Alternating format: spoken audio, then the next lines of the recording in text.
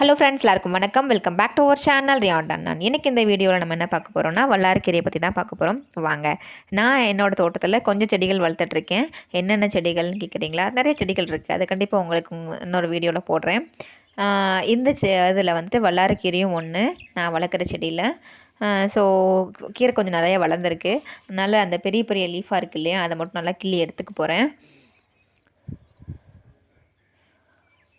இந்த கீரையில் என்னென்ன செய்யலாம் அப்படின்றது மேக்ஸிமம் எல்லாத்துக்கும் தெரிஞ்சிருக்கும். நான் எப்படி செய்வேன்னா, துவையல் அண்ட் பருப்பு கூட அந்த கீரை ஆட் பண்ணி ஒரு சாம்பார் மாதிரி வைப்பேன்.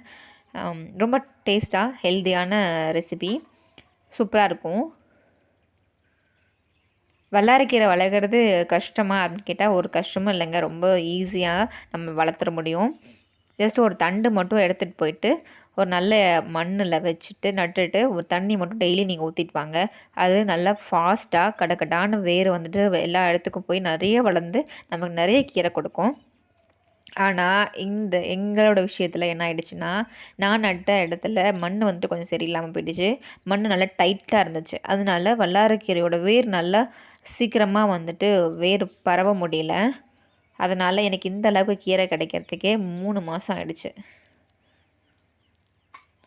அதனால தான் இப்போ என்ன பிளான் பார்த்திங்கன்னா, அந்த பெரிய பெரிய லீவ்ஸ் எல்லாத்தையுமே வந்துட்டு நான் கிள்ளி எடுத்துகிட்டு துவையலுக்காக நான் கிள்ளி எடுத்துகிட்டு அந்த சுற்றி நல்லா கொத்தில் வச்சு நல்லா கொத்தி விட்டுட்டு மாட்டு எருவு இருக்கு இல்லையா, அது நல்லா மெத்த மாதிரி போட்டு விடலாம் அப்படின்ட்டு தான் பிளானு.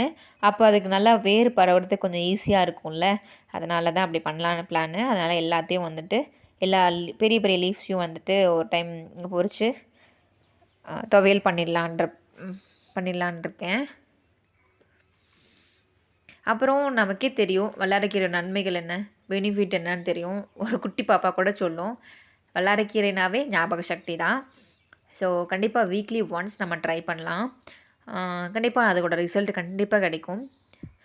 கண்டினியூவாக நம்ம ஒரு வீக்லி ஒன்ஸ் வந்து ட்ரை பண்ணிகிட்டு இருக்கலாம். நான் ட்ரை பண்ண போகிறேன். ஏன்னா எனக்கு வந்துட்டு நான் வீட்லேயே வல்லாரைக்கீரை வளர்த்துட்ருக்கேன். அதனால் எனக்கு கண்டிப்பாக நான் வீக்லி ஒன்ஸ் ட்ரை பண்ண போகிறேன். பாருங்கள், நான் எல்லா கீரையும் பொறிச்சிட்டேன்.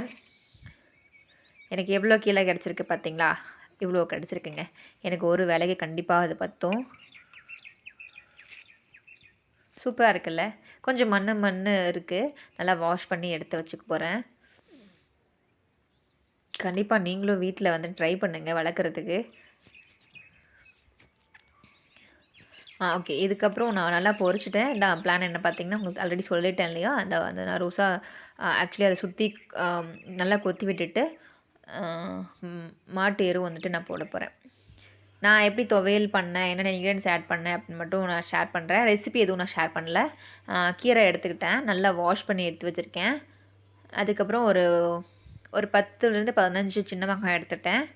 3 பச்சை மிளகா, 5 வரமிளகா, 1 ஸ்பூன் கொத்தமல்லி, மிளகு, ஜீரகம், கடலைப்பருப்பு, உளுந்து, தேங்காய், கொஞ்சம் புளி, கொஞ்சம் உப்பு, அவ்வளோதான். இந்த இன்க்ரீடியன்ஸ் மட்டும்தான் நான் ஆட் பண்ணிக்க போகிறேன். இந்த எல்லா இன்க்ரீடியன்ஸும் தனித்தனியாக நல்லா சிம்மில் வச்சு நல்லா வறுத்து எடுத்துட்டு அதுக்கப்புறம் தான் நம்ம மிக்சியில் போட்டு அரைச்சிடலாம்.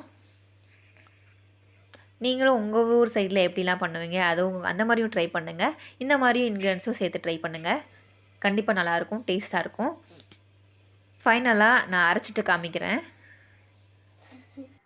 டைம் சூப்பரான ஒரு துவையல் ரெடி ஆகிடுச்சு. இது ஒரு சூடான சாதத்து கூடயும் இட்லி தோசை கூடயும் வச்சு சாப்பிட்லாம்.